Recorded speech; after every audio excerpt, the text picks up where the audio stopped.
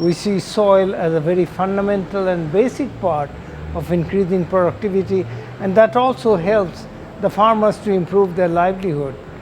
Prior to Sasakawa, I was President and CEO of the International Fertilizer Development Center, IFDC.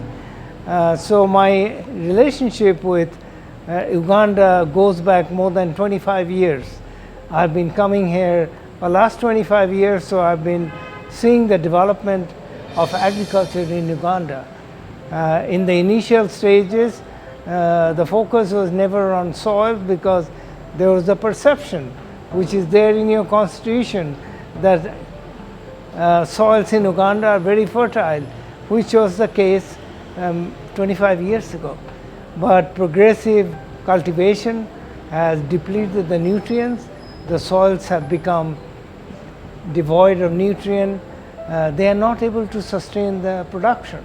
So we now need to do two things to improve production, and that is to improve the soil health, the health of the soil, and then improve the application of fertilizers. I see Uganda, this meeting that we had this afternoon was a very crucial meeting because everybody came together to understand, realize and talk about how to improve the soil health. And this is the fundamental part of it. Fertilizer is there. Uganda has raw materials. It has the Sukulu Hill phosphate deposit, which was used in the 70s to produce fertilizer in Uganda. So we need to go back and try to utilize that resource to produce fertilizer for the farmers of Uganda, for sure. Certainly the productivity increase is very crucial, and when the farmers produce more, they are going to take it to the market to sell it. And the African Continental Free Trade Agreement, which was signed a few years ago, will allow the farmers to take the produce across to different countries in the region without having to look at outside of the continent. So that is a very important factor. Government definitely has a role. So it is not either government or private sector, it is a partnership. It is a partnership, and ultimately the beneficiary will be the farmers, improved livelihood, and ultimately the country. The country is going to benefit. The last item, which I think is very important and the country has to start think about, we look at agriculture production, maize and beans and all, from the standpoint of food, which is fundamental. But it is also, component of that is also input to the other industries. For example, cassava is used for making starch, is an input to making other industrial products, because those are things which you need to start looking at in your system. So overall, I am optimistic.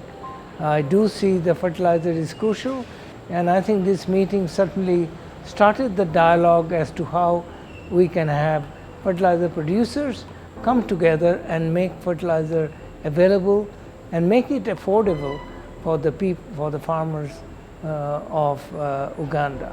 There are many factors that need to come together. There were discussion about subsidy.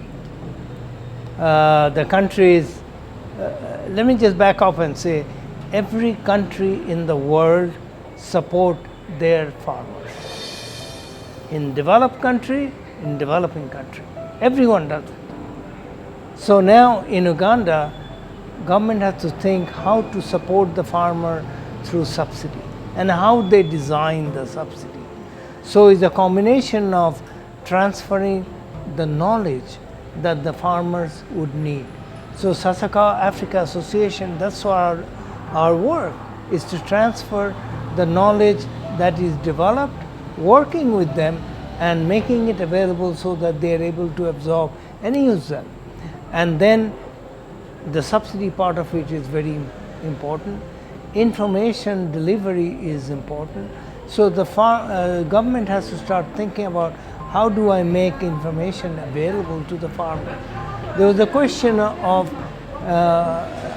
environment, question of meteorological information as to when the rain is going to come for the farmers to put the seed, apply the fertilizer. And they will only do if they know, well, I'm going to get the rain this afternoon, they can quickly go and run. So that type of information government has to facilitate and make it available to the farmers. Today the information technology is moving very fast. Most of the farmers have cell phone and they can immediately get a message from the cell phone from the meteorological that it's going to rain in 24 hours. Get your seed, get your fertilizers and apply. So those are the things. Facilitating knowledge transfer is very important. Do you have to invest too much?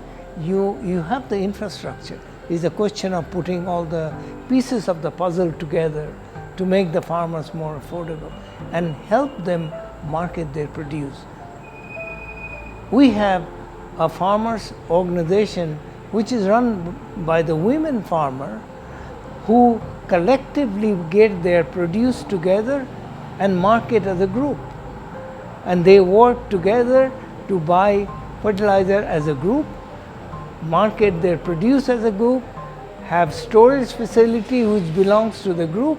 So as a result, they are more profitable and their membership is growing. So those are some of the models that are being used, that are very effective, and those can be looked at how to improve the productivity and help the smallholder farmers. It is the smallholder farmers that the backbone of the agriculture in most countries and particularly in Africa. 54% of your population is in agriculture. So that's what needs to be done.